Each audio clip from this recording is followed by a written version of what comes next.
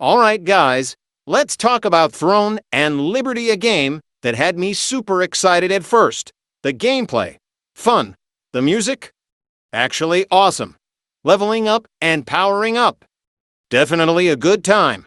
But then oh boy, the cracks start to show. Let me break it down for you. This game is extremely pay to win.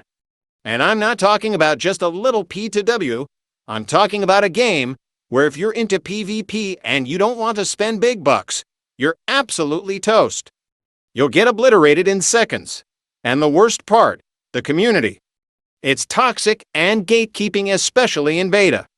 You'll get turned away from groups unless your gear is top tier. And trust me, that's not easy to get unless you open your wallet wide. Now, if you're someone who enjoys solo grinding in PvE, forget it. It's practically worthless after you knock out your dailies. The only way to progress is by grouping up or doing raids.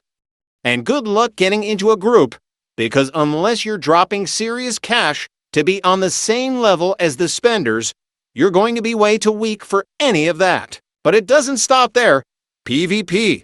Yeah, you'll get instagged by players with maxed out gear. And that's not just a few extra perks you need to spend cash to be viable at all. The whole thing feels like a miserable grind for F2P players. You know what?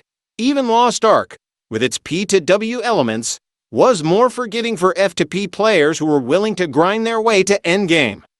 But Throne and Liberty? The grind doesn't matter. Dailies aren't enough. You hit a massive paywall, and you just can't progress without throwing money at the screen. And don't even get me started on the lack of content. Seriously, raids and sieges are the only thing that matters, and guess what?